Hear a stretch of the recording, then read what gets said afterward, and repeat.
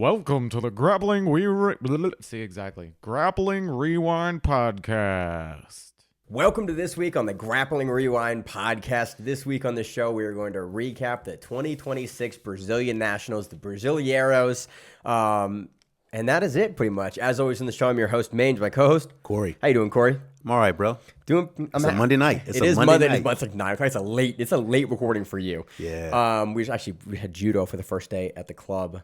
And no, not we, you. You're the young guy. I went into judo class. Our clubs were looking at introducing judo. And it was cool. So it was a bunch of us, like half the room was black belts with a bunch of white belts on. Yeah. Very nice day. So we're doing it so late tonight. We are doing this recap a little differently. So historically, for the past 8 years, we have always run through every single finals match for a major event. Brasileiros, you figured this out. I, for some reason, was having a huge problem with flow, finding the mat footage for, which is always what I like to watch, the mat footage for the finals. As a result, it took me a while to get there. And we really want to parse through, we're not going to run through every single finals match today. This is the first time we're going to change the format in 8 years of doing this show.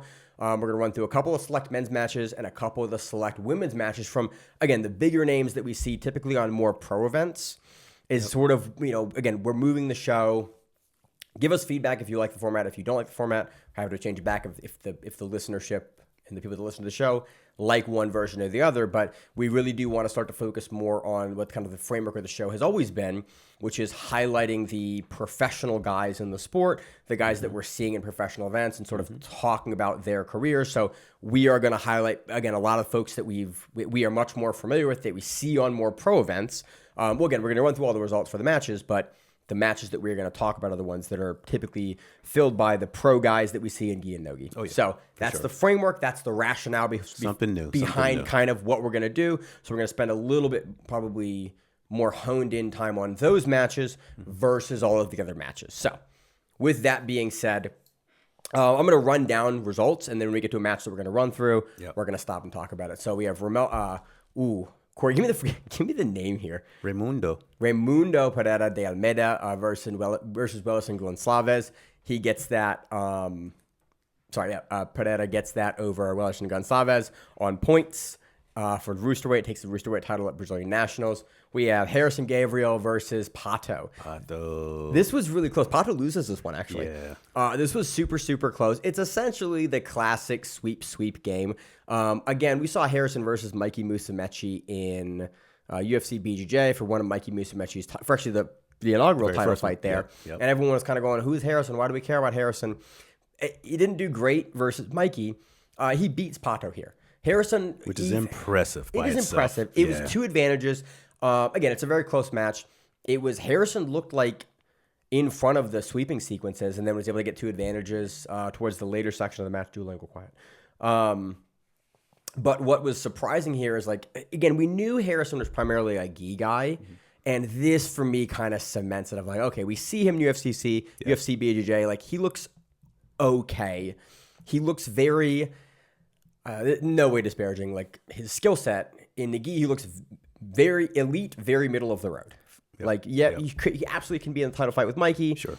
But does not look in any way able to win that kind of matchup. Again, Mikey's a bad example because Mikey is just like head and shoulders above everyone in that weight class in like a weird matchup kind of way. But to see Rerisson here back in the gi versus Pato and having a very good back and forth game with Pato and sort of looking like he was the front runner in big chunks of that match was really surprising because I expected Pato on the bottom. He's like, Pato's going to be on the bottom. He's going to get sweeps. One interesting thing that did happen in this match, the only thing I might really want to highlight on the match because it's a very close match, was it looked like both guys, and when you have a sweep match, a back and forth match at lower weight classes, a lot of times it's one guy sets up, spends a long time setting up a sweep, gets a sweep, gets his points and settles, gets to the top, and then immediately, like 6 or 10, 15 seconds later, gets reswept, goes back to the bottom. And like, that's most of the match. It seemed like that both guys, especially Rerisson here, they were setting grips up to like immediately work into a pass off of the sweep. And I think that's becoming the meta here, is like not just necessarily getting to the top, but actually, neither guy was successfully able to do it. But I was watching a lot more grip work that is like, oh, he can come up here. but he is doing extra grip work on the pants and on the lapels in order to, when he gets to top, put him in a better position to put the knees down and actually pass, as opposed to, historically, just get to top. It was an interesting little difference that I saw in this match, and I'm probably going to go back and watch some more guys at light feather just to see if this is like a one-off thing or if this is going to start to be the trend. I say this because I'm watching a lot of Sean Melanson videos, and he is a big passing proponent. Yeah. And it is really interesting how he sets up when he does sweep into passes immediately. And I'm like, I think that for me, at least, that is the next logical place for the game to go. I hope so. From like a technical perspective. And so I was thinking about that this week and then watched this match and went, oh, that actually might be where this is really going. So that's my big takeaway for that match. Next match we have. Let's just speak a little bit more about that. I hope that's the trend because there's nothing worse. Well, there is. One of the worst things to me to see is the whole freaking sweep. You don't love 50-50. You don't love 50-50 lapel backseat back and forth. I'm a small guy, but no, bro. That is like I'd rather someone to just sit the guard and do that. And I really hate when someone sits the guard. So the whole sweep, and then you get a sweep, and then you get a sweep, and back and forth. Come on, bro. Come on. Let's do some jiu-jitsu here. Sorry. No, it's good. I want to see a pass. I want to see something. I want to see a submission. The older I get, man, the more I want to see like a sweep. So in jiu-jitsu, we're gonna get into rule set questions. Rule set meta here really quickly. Like the point is to be in a dominant position, and in traditional IBJJF, you don't get points for things you're obligated to do. In my head, it's like, yeah, you're kind of almost obligated to sweep. Like it almost like in sort of the most traditional way. It's like you kind of shouldn't be getting points for that. Like I agree with for that. instance, like this is a wrong take, but it's a funny take. More so, it's like you don't get points for a reversal in IBJJF. In ADCC, you do. But in IBJJF, you don't get points for a reversal because, like, hey, you're obligated to improve your position there. It's like from the bottom, it's like, yeah, you're obligated. Right. Now that being said, the guard has historically been the more dominant position, especially in the lower weight classes, the more dominant position to be in. But it is really interesting, especially again, this is a gi tournament, a gi major event for IBJJF. It is really interesting because I think we'll see it in one of the ladies' matches later. The double guard pull, the person that comes up gets the advantage. I think in no-gi, in like pro rule sets, the passing game, we are seeing more passes than we are sweeps recently. Yeah. I don't have the numbers to back this up, but I'm going to watch more ADCC recently. Yeah. We are seeing fewer and fewer guys able to effectively sweep in pro no-gi matches than we are pass. I agree with that. And it is really interesting, like the shift in meta where it's like the guys on the bottom kind of, or almost back to like 2016, 17, where it's like the guy on the bottom is forced to be able to leg lock out of the problem versus the passer that's going to be able to get dominant position and get the work done on top.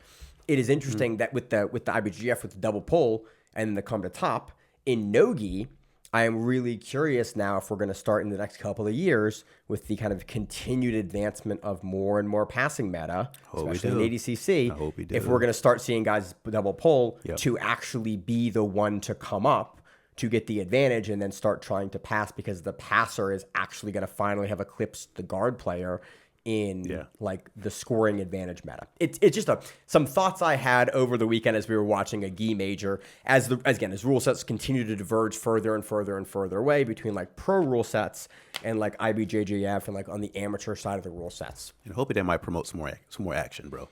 So yeah, some of them were slow. Do you have anything else on Pato and Harrison here? No. Just is very impressive by Harrison. Yeah, man, I did not expect Harrison to win this one, especially, again, given we've seen mostly in no-gi. Like, exactly. I always forget how much of a different guy he is in the gi.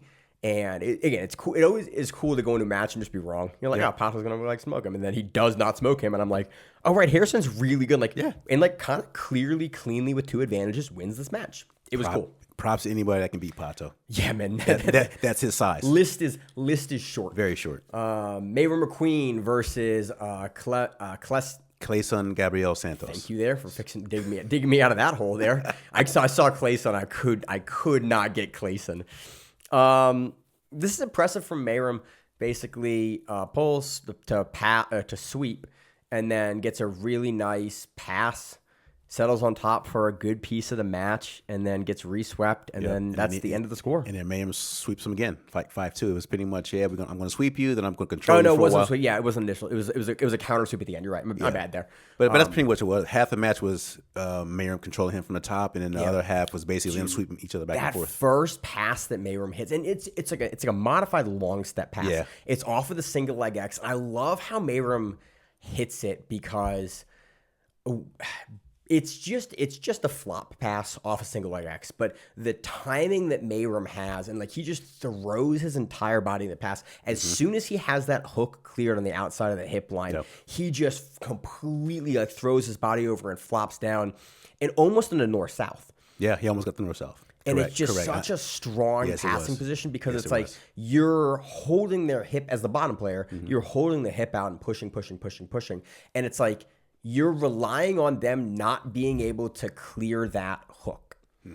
And it's like you have to, and Meyram loads the guy up so much to like get him to have to essentially overcommit to holding that hook in. And because in IBJJF, you can't reap across the center line. Correct. You're forced to hold it in a weaker position on the outside of the ribs and the outside of the hip line, or turn your foot inside to kind of like actually hold them up at the ball of your foot or the bottom of their foot. Yeah, good point. And then as soon as Meyram pushes down on the toes and like opens and actually gets the heel off of the crevice of the hip line, like you're overloaded, and so that foot kind of flies out, and he just has this open avenue to pass, and no one's quick enough to swing the other leg. And it's just he's consistently done this pass, but we had a really good camera angle for this match to actually see it of like, oh, that is like a really good extra load that he does there, and then he's beating you with like the speed and the pressure down to come across and get it done. The pass for me was definitely the coolest piece of this match. It was Meyram in control of most of this match. There was a lot of bullshit at the beginning, on the feet.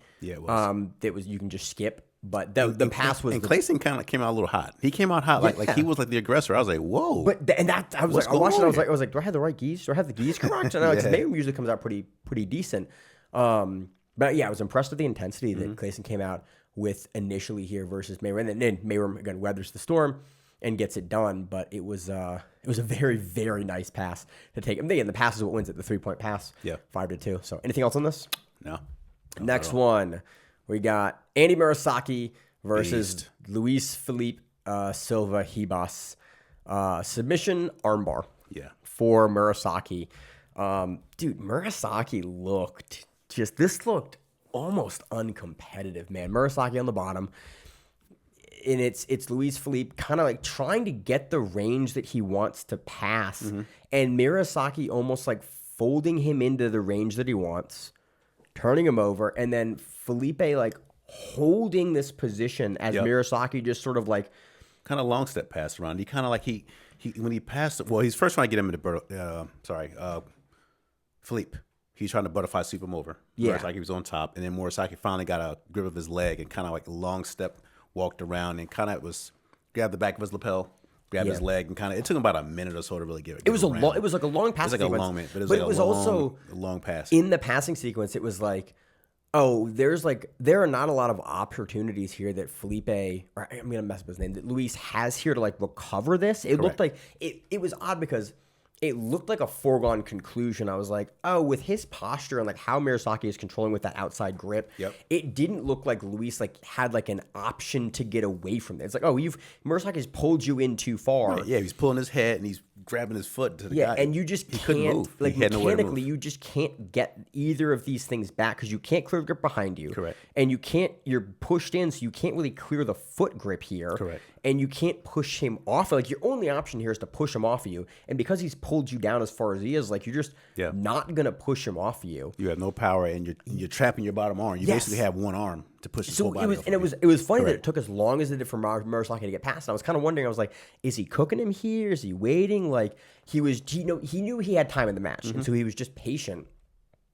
But it was wild to watch him. I was like, oh yeah, this is a foregone conclusion pass that is like, I do not know technically what Luis would be able to do here to like get out of this grip sequence and pass. And Murasaki gets the top. He then immediately staples the arm in the topside crucifix. And I went, I love topside. I love crucifix topside. So I watched Murasaki with like very academic eyes of like, okay, what's a guy who is way better than I am in this business? What is he doing? And he kind of screws the arm. And I was curious if he was going to try to go to like far side Kimura or Americana. That's what I thought he was going to do too. Yeah.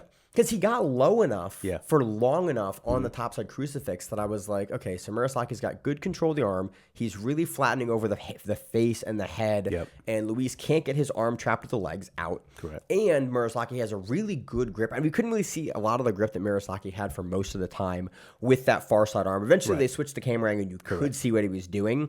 But it was a while where I was like, I don't know, is he feeding it? I couldn't really tell what he was doing. I was like, tough. is he feeding the lapel? And he just sort of looked like he was controlling. When they did switch the camera angle, it looked like he was just controlling the arm. Yeah. And he was kind of like waiting for a reaction and trying to like bait a reaction. And then it was just the standard Kimura sequence to top side armbar that you get where it's like you kind of give them the option. It's like, okay, you can either let me have the Kimura, or you can fight the Kimura super hard once I get on top of you in the S mount. And just turn right into the armbar. And then Murasaki is an amazing armbar, and then Murasaki just turns over there. And you see Luis like even tapping before the arm's even extended. You're just like, yeah, man, this is donezo. There's no need to have him like. You could tell that where Murasaki's hips were, there's no hitchhiker. There's no escape here for Luis to get out of this. And I think by that time he was probably cooked. Luis was probably cooked because he was pretty much fighting for his life the entire match up until that point. Yeah, and Murasaki just had him control it, had him push down. It was like, and you can push through, but it's also draining. He was just not in. He was not in a spot to be able to beat a young, athletic Murasaki in this position. And I was like, yeah, that tap was good. That was like, and you see him like as there. I was like, yeah, you can see he is very unwilling to fight the armbar like any more extended, and it's like that is a mark of a really, really good champion level performance for Murasaki, where it's like your guy who also made it to the finals of Brazilian Nationals is tapping before it's extended. Like that's a level of control that is very, very impressive. And respect. Yeah, and man, it's like, hey, man, I know he's good. I do not need this and arm Murasaki to got go his up. arm extended all the way out. Let me just go ahead and get ready to tap. You know what? Hey, man, you can have that. Yeah. I like my elbow. It was again a very impressive performance. Do you have any other pieces here that you saw from Murasaki? No, I think the important takeaway for me was that damn pass, man. When he really had, I rewound it a couple of times. He really just had a grip on his pant. He had I want to say what do you have? Overhook. He might have had an overhook or I thought it was kind of on his like behind his head. I know that he just had his head controlled and pulled. And he in would the just entire literally, time. and I saw he was fighting to get his knee above Felipe's, whatever, Luis. And I think that's where the fight was. It took him about a minute to get around, but it was like his knee is trying to get higher than his. And once he cleared his knee with his knee, it was just he was on. Yeah, it was just at that done. point in time, it just took so much time for him to do that I think it really cooked Luis. And after That position, position, because you also what I love about that position is if you do it right for the player on the top, you can pull the person's like head into their lungs a little bit, and they can't take a full breath. And so it makes you just exhausted because you're having something hanging your head, and you're like collapsed in with your knees close enough to your chest. And because you're sitting, you're like your lungs get pulled and collapsed in. It is if you get a chance in your room, if people listen to this show, try it with one of your training partners. Like sit in that spot and like get to the side on butterfly guard. It's like the only place that you can really force this to happen, and like pull their head from a seated position down into their knees a little bit. That sucks. And That just sounds like terrible. wait and like pressure past them. It's really something you can do it in no-gi, but you're kind of a dick because like you can just pass if you can get them there. In the gi, you can kind of hold them and cook them there. Yeah. You will be surprised how quickly like at a non like elite level guy you will just like fatigue. It is wildly fatiguing because you just can't take a full breath. You don't really realize as the player there that you can't take a full breath. It is a very funny way to fatigue. That I fatigue like younger. And as a butterfly stronger- player, you would know that, right? I would know that too because I've been stuck there and I've been fatigued. Josh Weinstein really showed me this lesson many years ago where I was like, oh, this sucks. I'm really tired now because he's just held me here. And so again, it was cool to see a guy much better in Murasaki do that. And like part of the reason that I think the armbar came so easily was Felipe was tired from probably that earlier sequence. So, nothing else on that? Nope, that's it. Let's move into Tainan Dalpra versus José Ndulu. This is a toe hold that Dalpra holds like, dude, Dalpra does this occasionally. So again, it's a Tainan Dalpra match. Very impressive. Really quickly, there was something the commentator said, and I forgot about it. It was about the Murasaki match. Up until the finals, he didn't have a single point score to him. they mentioned that, and I'm just like, and I didn't fact check that, but I'm like, that's pretty fucking impressive. That's amazing. Dude. That's pretty impressive. Murasaki, right? Murasaki, yeah. Yeah, man, Not 1 point scored on him during the entire Dude, Brazilian if he doesn't have Mika in his division, like he wins a lot of these things, man. Yeah. So I'm sorry. But no points. No points in a major is just wild. That's ridiculous, dude. I was having a problem with flow in that every time I would find a match, I was having to click in through it through the event page, and it would start playing because again, you can't stop flow from auto playing. So it was playing the match, and then I would find the next match, and it would open it up over the first match in the app, and it would play the audio for both. And so I immediately just muted the audio for everyone, so I didn't hear any commentary because one of the commentators were just screaming. Oh, he's screaming for most. They scream for most of them, bro. And then another one, so I just couldn't deal with either the screaming and then hearing the audio from both matches going. Or like one of them, it was like the Brazilian national anthem was playing before the matches, and I was like, I can't listen to audio from two matches simultaneously, two events, and I was like, I'm just gonna mute it and move on. I don't know where I was going with that, but. So I missed all the commentary of like what happened there.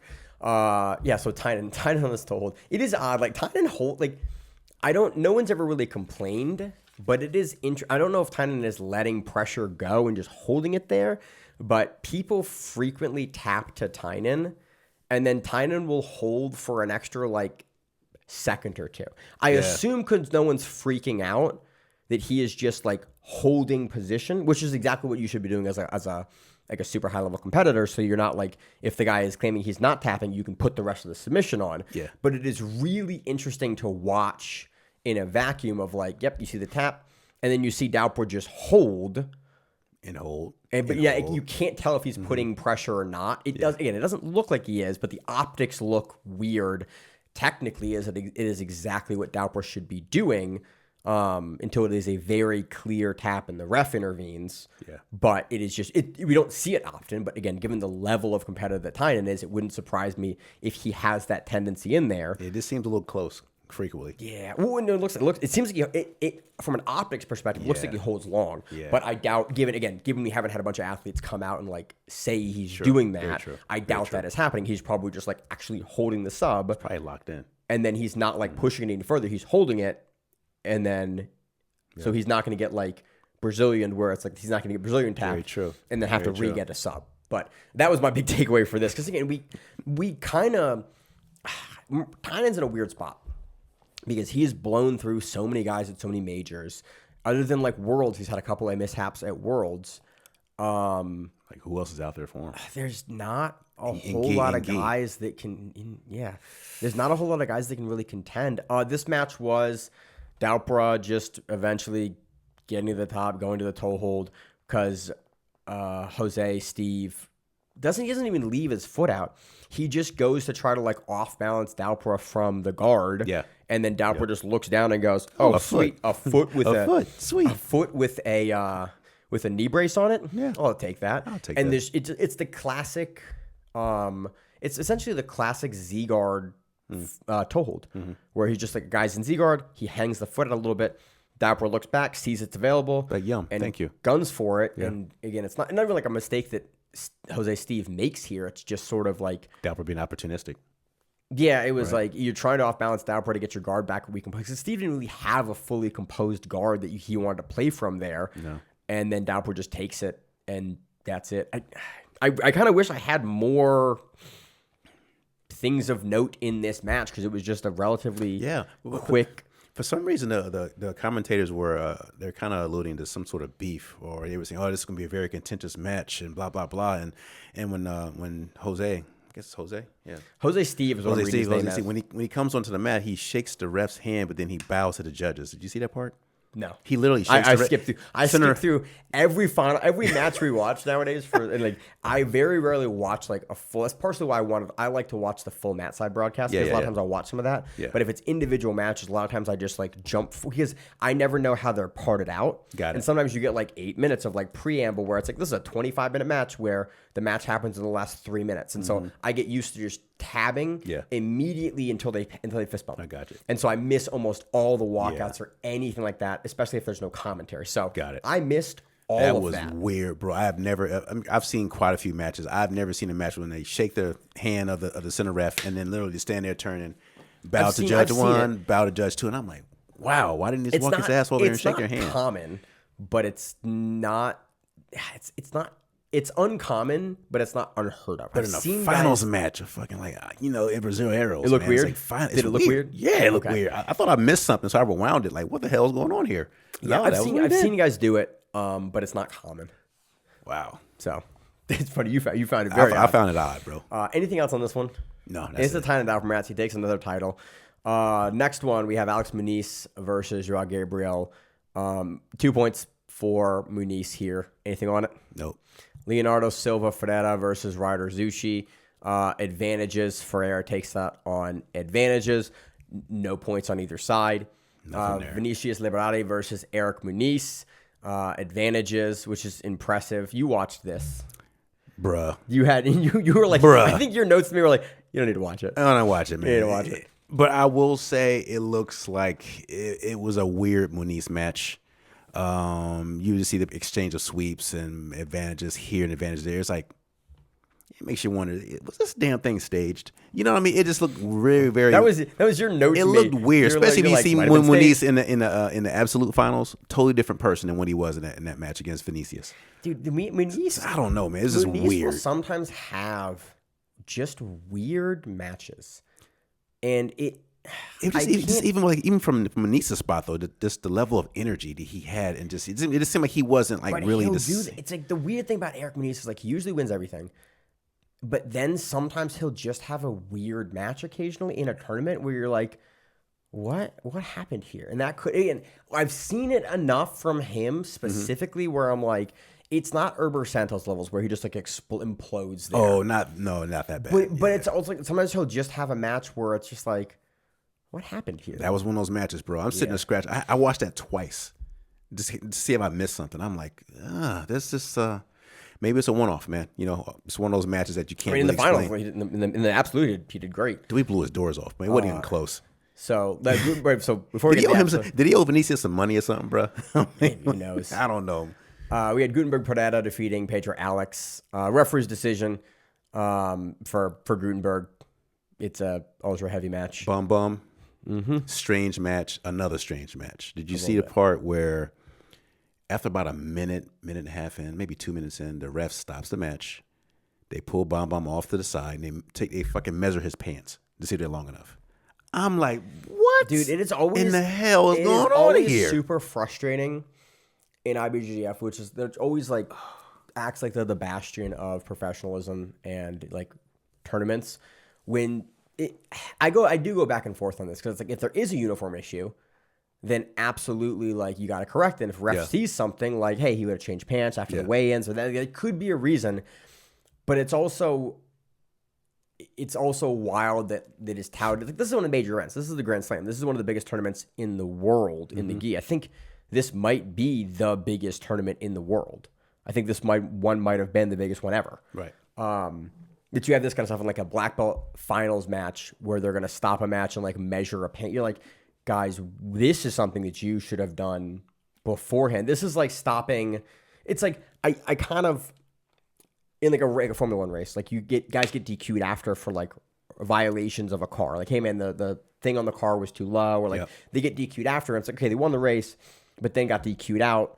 We can do the same thing here, where it's like the match happens, so the uniform's not qualifying, or we can stop the match in this weird way. It's like, I would kind of rather you stop the match in this weird way, but it is also weird and unprofessional to like, we've already should have done all of this. Like, we shouldn't, if they've walked on the mat with the uniform, unless there is something egregious. Like, if you have to measure, like, it's fine. Like, if something like he's wearing skin tight pants, yeah, we'll see something's up there. Yeah. But it's like, if you have, it's like close, like, no, it's close, it passed, let's move on. Why are we stopping this match midway through? That stuff it happens occasionally at majors, and it's always just so weird, like the administrative level to, like, we've done all gi checks, we've done bullpens, like, this should have all been done. Yeah. It's like, what are you gonna do? Re-weigh the guy in when he's on the mat? Like, we just I thought they were going to, bro, because I've been in my fair share of IBJJF matches. You know, you walk in the bullpen, you show them your ID, whatever, you get in the scale, and they have the little, and they check you, and they check you the gi right checker checks you there, right there, right then and there. So it's so weird to like stop the match and check there.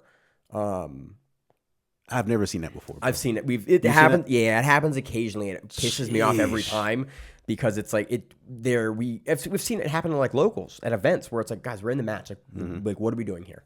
So. And after that, you saw, you heard your fair share of boos and cheers after that once he cleared them. And I'm like, wow, this is it's terrible. Let's talk about the absolute. Eric Munis versus Gabriel de Souza. Sorry, I'm just bashing them. I'm bashing people this morning. I don't care, man. It's Brasileiros, man. We had a frustrated enough time finding matches.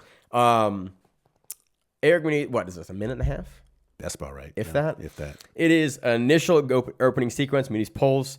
Ribeiro gets to a nice kind of passing position. And then Munis kind of like just kills him for it. Yeah. And just kind of like immediately from almost like a lapel lasso, just pops over like the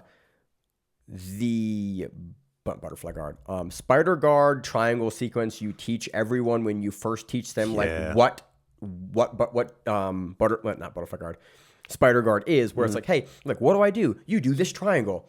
It was textbook that. It was Munis just drops him down, pushes him through, pushes him into the pocket, and then immediately just triangle armbars him. Beautiful, like triangle armbar sequence. It was pretty. Very, very quick.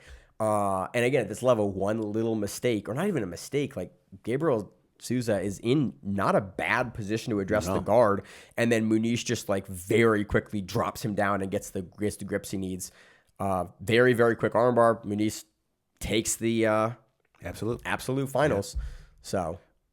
Any notes on this one? This was it was pretty straightforward. It was that sequence. Like that was the entirety of the sequence. I think it took like 49 seconds or something like that. Was it that quick? It was less than a minute. I knew it was quick. It was quick. So yeah, that's all. The entire match footage. I think it's like 250. I'm like, that's the Eric Munis I'm used to seeing. Maybe he was. Yeah, but that's the thing. Sometimes he has these weird matches, and then he has these matches where it's like you've run through your entire open bracket, and then in the finals did that well too. Like, so yeah, it was an interesting tournament for him. Anything else on the men?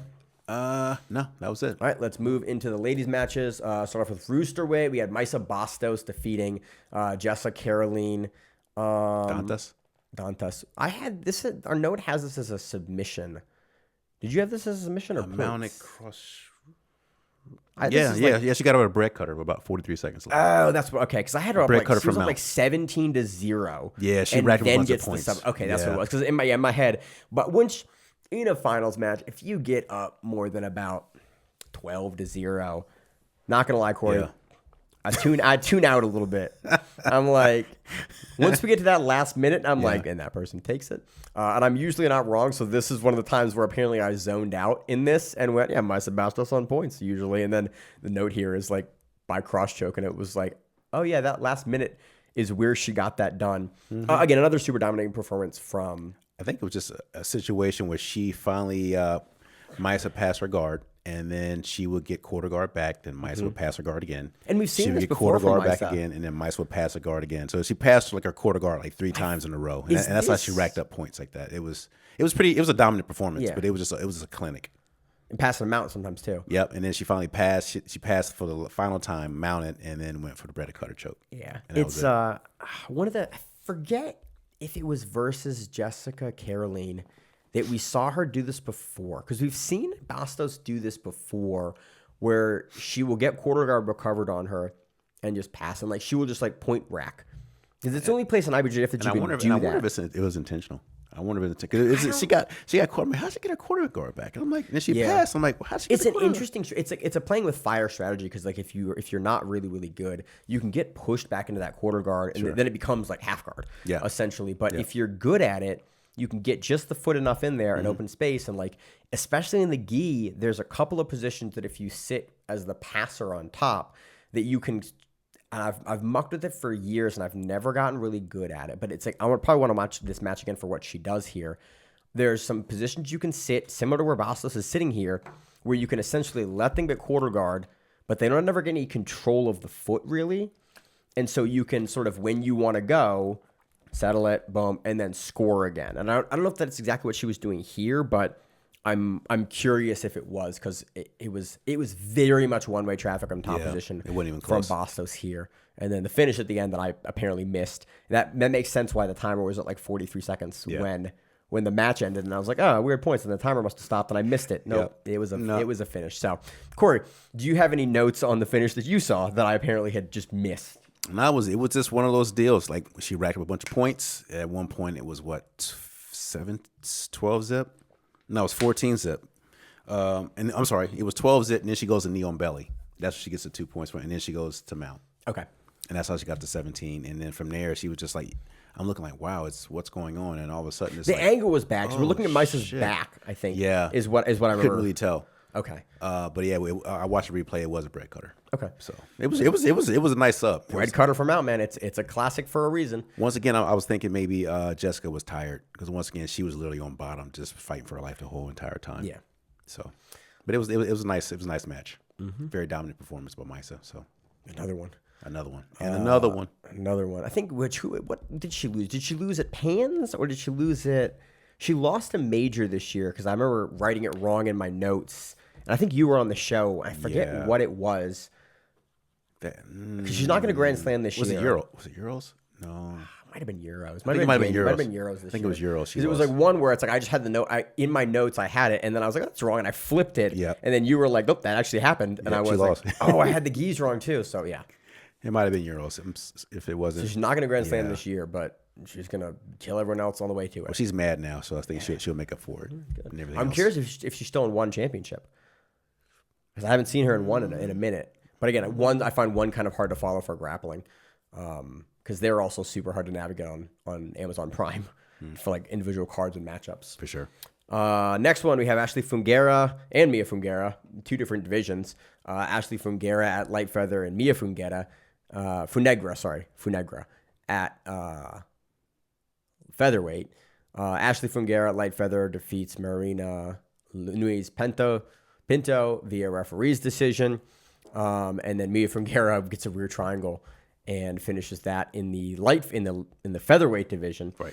Again, it's very funny to see the sisters now in different weight classes. Crazy. We see them in the same weight class sometimes, but we see them in different weight classes. It reminds me a lot of watching Paula Miao, João Miao, and there was 2 other guys that would frequently, and I forget, it was Cicero Costa.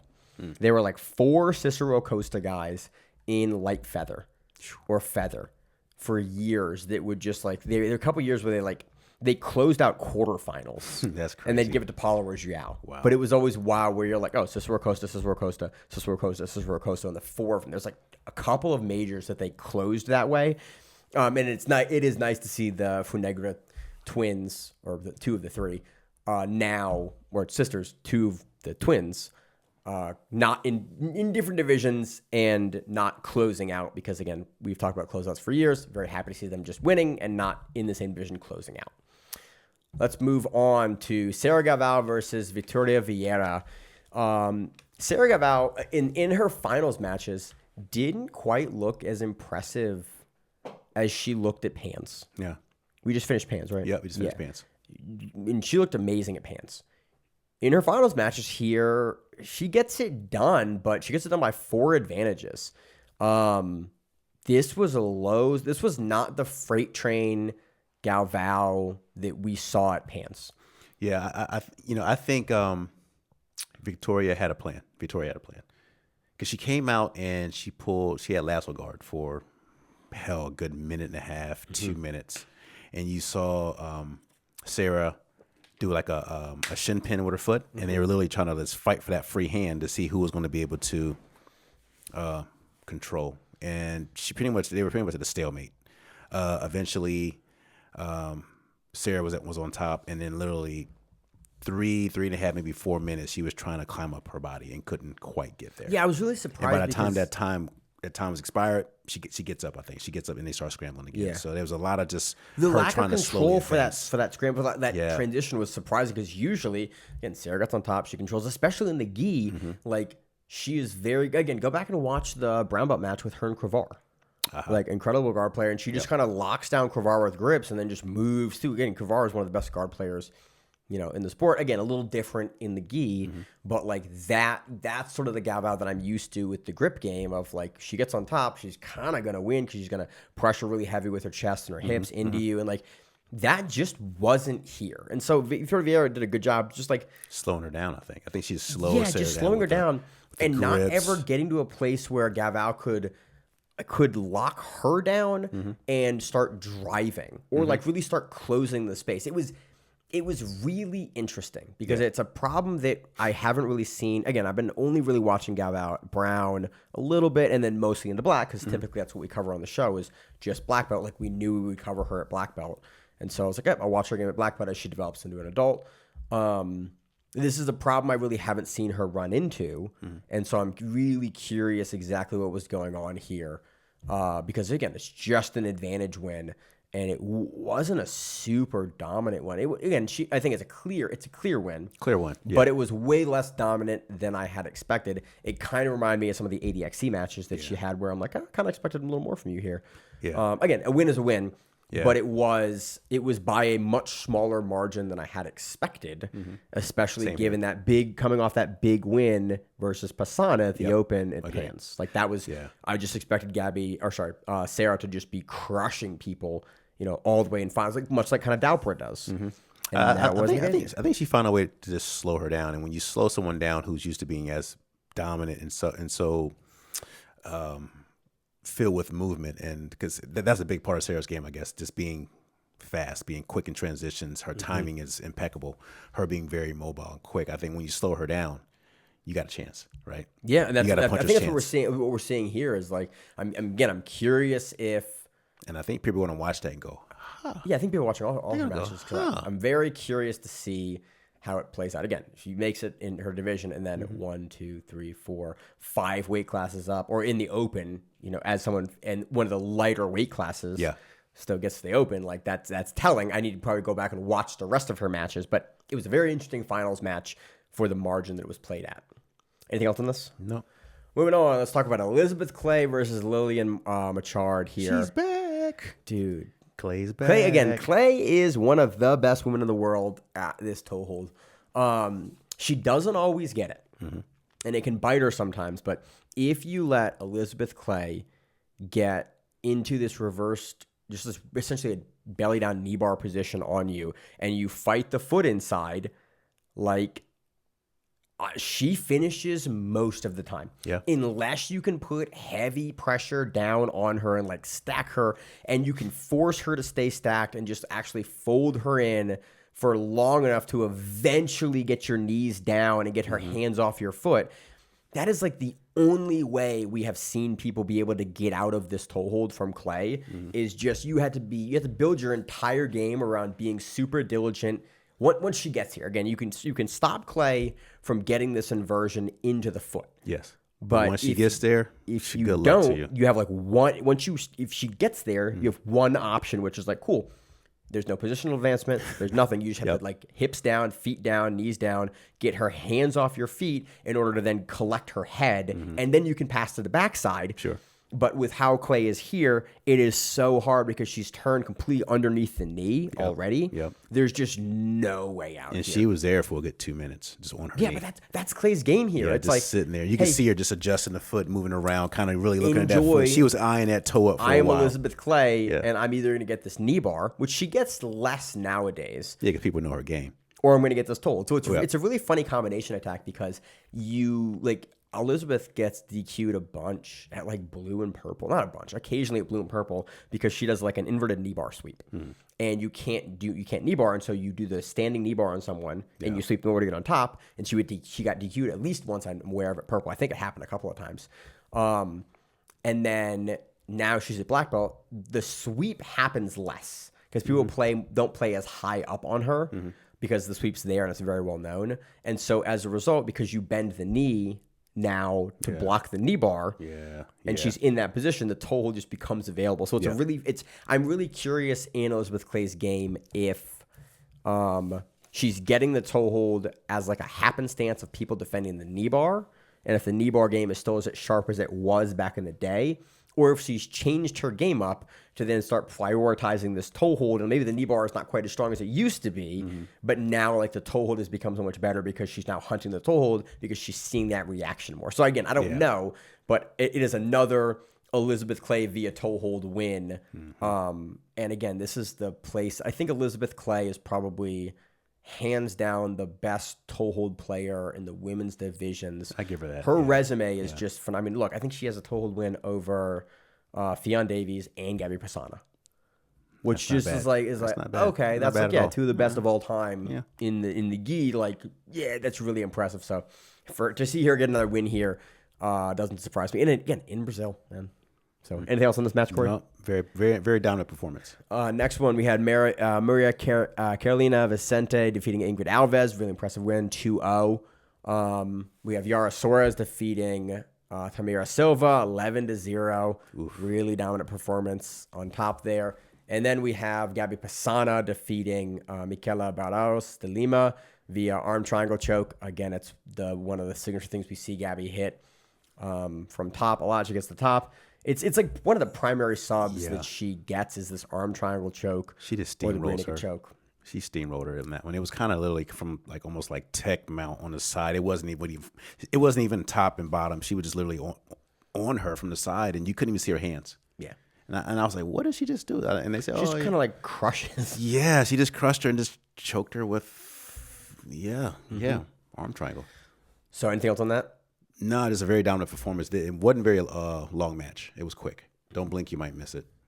So next one we got is the finals match for the open weight. We have again the rematch. I think this is the third major in a row we've seen these two ladies hit. Rubber match. Rubber match. So we have Pisana wins Euros by a really close margin that you could honestly have argued Sarah could have won. Yeah, it was one of those coin tosses. Where it's like, yeah, you give an advantage, but maybe you shouldn't. Like it was very close. And then the second match, Sarah Gabriel at Pans wins on points. Yep. And this third match, Pisana wins 12-0. Yep. It was bell to bell. It was interesting. So not to even talk about me, I have went up in weight before as a small guy and like had success in a match and then had a rubber match and then immediately guy goes, yeah, dog, that's not going to happen again, and just suddenly gets very, very heavy. That's kind of what this looked like. It looked like Pisana going, cool, I am not going to play technique for jiu-jitsu with you. I'm just going to smash you into the ground. I am just going to be... I'm going to pulverize you. What is Pisana? 1, 2, 3, 4 weight classes bigger than you. Yeah. And also, like, that fourth weight class is the biggest weight class, so I don't have to make a cap for that weight class. She's probably, 100 pounds? Probably close. 100 pounds more? Significantly bigger than Sarah Gabriel. Maybe probably close, probably 80 to 100. I think that's a huge gap. I forget what women's what's Galvão at for weight. I would probably give her $135, $140 tops. Probably around 140. And so I'm trying to think of what lightweight is for women. I don't remember what lightweight is for women in the gi. But again, you have Gabby Pisana. She's over 200. Easily, I think over 200. It would shock me if she's like in the 205. I think she's like much bigger than 205. But again, we can just look up the weight classes and know that. We can't for Pisana because she's in a weight class that has no limit for women. Yeah, man, it was bell to bell. It was 12 unanswered points, and it was pass, top position, mount, just imposing her weight and her size on her. She just crushed her. That's what it was. And she, once again, a very dynamic practitioner in Galvão, and Gabby just said, "You know what? I'm not going to let you move." Yeah, that's what it seemed like. And I think that was the theme of the day for fighting Sarah. Just we're not going to let you move. You got to slow her down. You kind of can't play as much. Just like if you try to play like not flower jiu-jitsu, like very technical, good jiu-jitsu that has a lot of space with it. Sarah's probably going to win that match. Yes. If you just take all of the space away from Sarah Gabriel and get her into like a slow, grindy, heavy pressure set match, especially as the bigger player, that's exactly what Pisana did here. It was really this sort of looks like every other Pisana match at heavyweight and at open weight when Pisana doesn't get the sub. Yeah. It was just like Sarah did not have an opportunity to do a whole much in the match. Nope.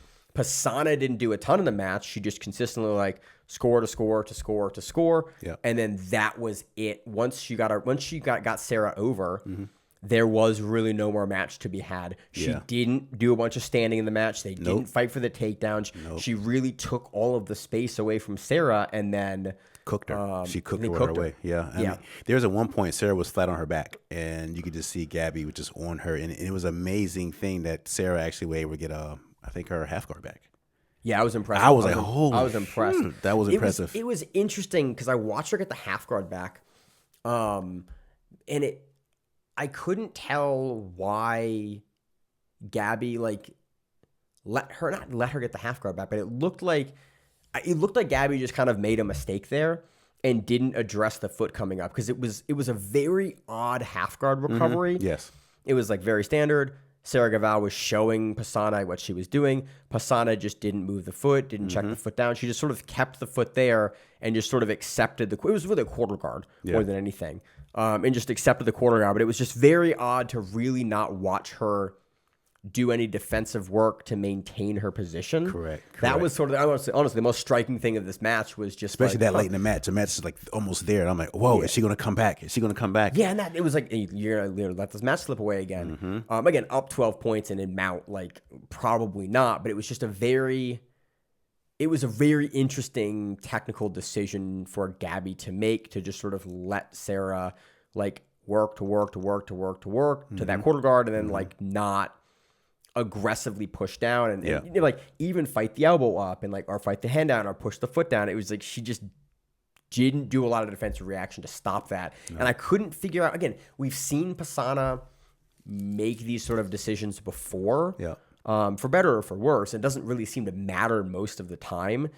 But it is interesting, and I'm curious, again, if stuff like this later career will get Pisana into trouble because it seems like an odd level of complacency, like a level of tactical complacency when you're up that usually you're not going to get punished for and come back from. Like again, you're 12-0 in IBJJF. That is essentially unrecoverable. Yeah. Like we talk about the Adibor Dzinski match versus Felipe Andrews sometime. It's like that was one of the biggest like turns and points ever at a high level finals match. So it just doesn't happen. Like when you're up 12-0 or 15-0 on someone or 11-0, typically it's pretty much a wrap. They don't come back unless there's like a weird flash sub, but even then, usually there's not an opportunity for that to happen. And so it's just very, very rare. So again, Pisana seems to have figured it out. She now is up 2-1 over Sarah Gaval.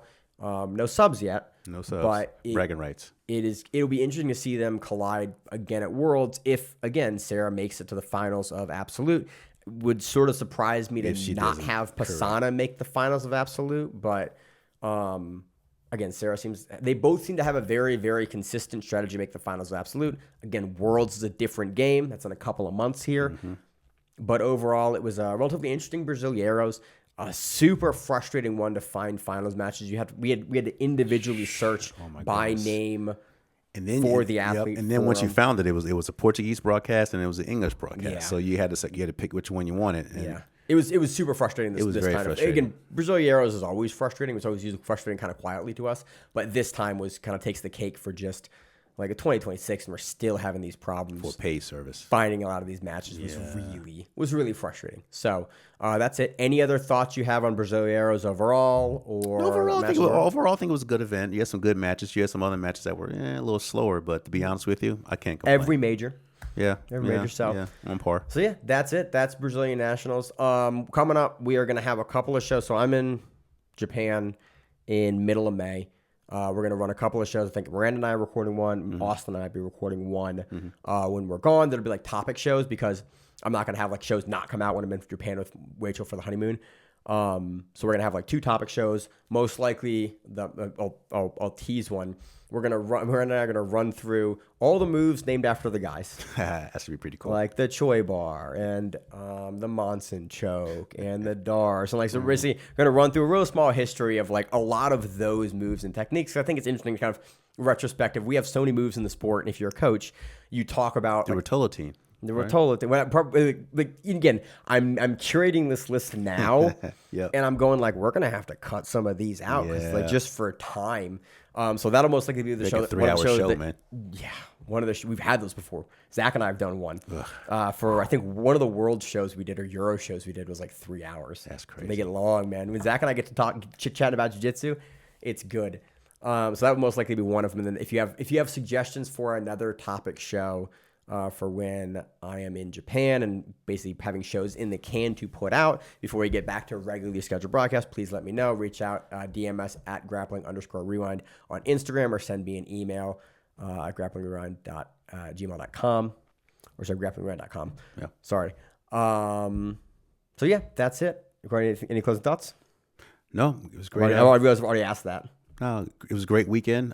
We did Tap Cancer out this weekend downtown. Oh yeah, first time we've been at Brown for you. First time at Brown. Had one opponent. Won the best of 3. I won 2 straight matches. Hell yeah. It was fun, man. That's all. Guy was like 15 years younger than me, but as everyone is.